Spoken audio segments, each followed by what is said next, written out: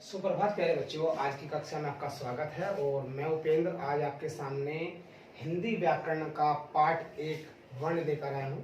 सभी बच्चे इस पाठ को ध्यानपूर्वक समझेंगे। तो आइए शुरू करते हैं। पाठ एक वर्ण। वर्ण के लिए कुछ मुख्य बिंदु आपके सामने लिखे हुए हैं, मैं आपको बहुत महत्वपूर्ण रूप से याद करने होंगे। पहला है, भाषा की सबसे छोटी इकाई वर्ण कहलाती है। यानी कि भाषा की सबसे छोटी इकाई वर्ण इसलिए है क्योंकि इससे छोटा हिंदी व्याकरण में कोई भी अक्षर यानी कि वर्ण नहीं होता।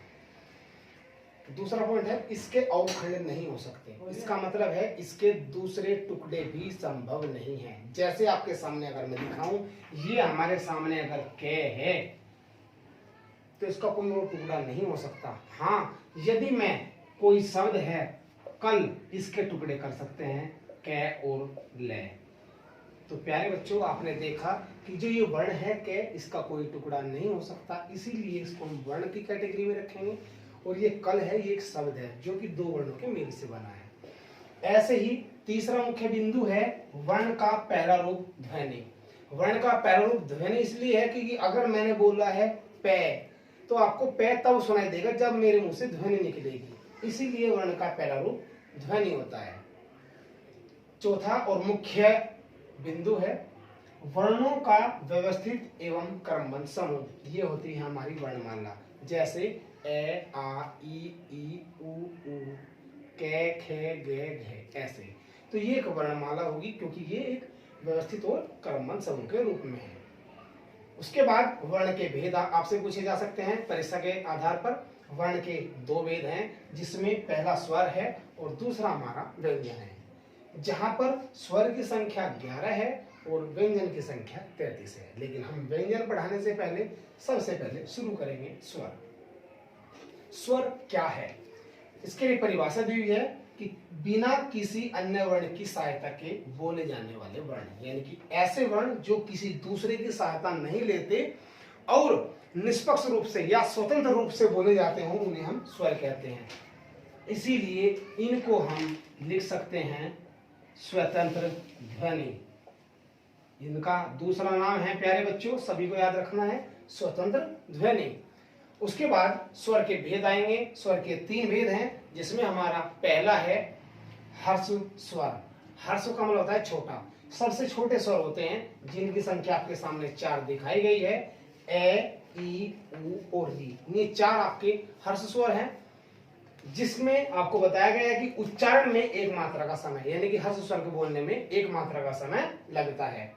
दूसरा है दीर्घ स्वर, जिसकी संख्या 7 है, आ, ई, उ, ए, ऐ, ओ, औ। ये 7 हैं, जिसमें हर्ष स्वर से 2 गुना समय, अर्थात इनके उच्चारण में हर्ष स्वर से 2 गुना समय यानी कि 2 मात्रा का समय लगता है।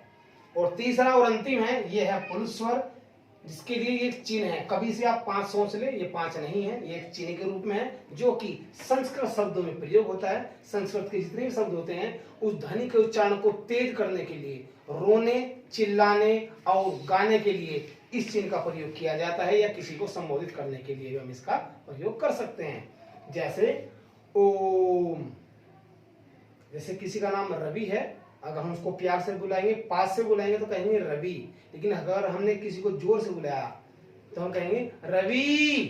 तो इसका मतलब है उस ई स्वर के साथ हमने इस पुल्ल स्वर को जोड़ दिया। आपके सामने स्वर का ये तीसरा भेद था और मुझे उम्मीद है कि यहाँ तक आपको समझ में आया होगा। आगे शुरू करते हैं व्यंजन। शुरू करते हैं व्यंजन। व्यंजन की संख्या 33 है। स्वर की सहायता से बोले जाने वाले जो वर्ण होते हैं वो हमारे व्यंजन होते हैं। व्यंजन के यहाँ पर 3 भेद आपके सामने हैं, जिसमें पहला है स्पर्श व्यंजन। हिंदी व्याकरण के अंतर्गत स्पर्श व्यंजन वे व्यंजन होते हैं जो मुख के किसी भी हिस्से को छूते हुए बाहर आते हैं।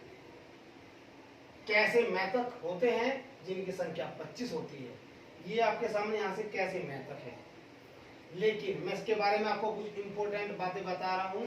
आपको याद होना चाहिए, जो ये बाद के 5 अक्षर हैं, हमारे बाद वाले 5 अक्षर हैं, 1 2 3 4 5, 1 2 3 4 5, ऐसे ही हमारे 5वें अक्षर पर है, इसीलिए इनका नाम है पंचमाक्षर। अनुनासिक व्यंजन भी इन्हीं का नाम है और नासिक ध्वनि भी हमारा इन्हीं का नाम है। अर्थात ये जो है नाक से इनकी आवाज आती है, नाक और गले का भी प्रयोग कभी कभी हो जाता है, इसलिए इनको अनुनासिक व्यंजन भी कहते हैं। इन वर्णों के उच्चारण में, जितने भी हमारे वर्ण हैं, इन वर्णों के उच्चारण में आपको ध्यान रखना है कि इनका उच्चारण स्थान कौन सा होता है। अगर के वाली लाइन की बात करें तो आपका उच्चारण स्थान होगा इसमें कंठ और कंठ्य, यानी कंठ वाले जो हमारे होंगे वो क, ख, ग, घ और अंग जो हमारे गले से बोले जाएंगे। कंठ का मतलब है गला, दूसरा नाम इसका कंठ्य है। ऐसे ही जो च, छ, ज और झ हैं, ये आगे वाले हैं हमारे पांचों, ये हमारे तालु। तालु होता है जीभ का ये हिस्सा जो ऊपर हमारे यहाँ पर ऊपर के हिस्से पर, मुंह के ऊपर वाले हिस्से पर जब लगता है तो ये हमारे तालु कहलाते हैं। ऐसे ही जो ट वाली पंक्ति है हमारी, ये हमारी मूर्धा। मूर्धा या मूर्धन्य इसलिए कहा जाता है क्योंकि जो हमारी जीभ होती है वो ऐसे से ऐसे मुड़ जाती है और ऊपर टकरा कर ऐसे टकरा करके वो अक्सर हमारे मुंह से बाहर निकलते हैं, इसलिए इनको बोलते हैं मूर्धा, क्योंकि हमारी जीभ मुड़ जाती है। ये हमारे ते वाली जो पंक्ति है इसमें हमारे दंत हैं, अर्थात हमारे जो आगे के दांत होते हैं उनमें नी व्यंजन जो है टकरा कर बाहर आते हैं। अंतिम जो पे वाली पंक्ति है इसमें हमारे जो वर्ण होते हैं वो ओष्ठी है, यानी कि होठ। जब हमारे होठ ऐसे आपस में मिलते हैं, ऊपर से नीचे अगर हम बोलकर बताते हैं तो इनमें दोनों होठ आपस में मिल जाते हैं, इसलिए हम इनको ओष्ठी है, अर्थात दोनों होठों को मिलाकर ध्वनि बाहर आती है। अब आइए आपको आगे चलते हैं लेकर, दूसरा भाग है इसका अंतस्थ व्यंजन, जिनकी संख्या 4 है।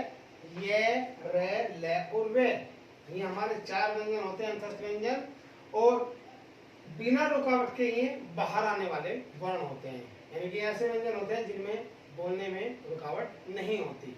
ये संख्या में 4 हैं। ऐसे ही ऊष्म व्यंजन कह लो इनको, ऊष्मीय कह लो या फिर संघर्षी कह लो, तीनों में से एक नाम आप दे सकते हैं। वैसे हम इनको ऊष्म व्यंजन के नाम से जानते हैं। ऊष्म व्यंजन में संख्या 4 होती है, श, से और है, जिसमें जीभ व दांत की रगड़ से उत्पन्न व्यंजन मैंने लिखा हुआ है, अर्थात जीभ और दांत की जो रगड़ होती है उनसे उत्पन्न जो हमारे व्यंजन होते हैं वो हमारे ऊष्म व्यंजन होते हैं या फिर संघर्षी जिनको कहा जा सकता है। प्यारे बच्चों, आपको ये याद रखना है कि आपके सामने अभी मैंने स्वर और व्यंजन पढ़ाए हैं। उम्मीद करता हूँ ये आप सब विषय में आ गया होगा। आज की कक्षा के लिए इतना ही, धन्यवाद।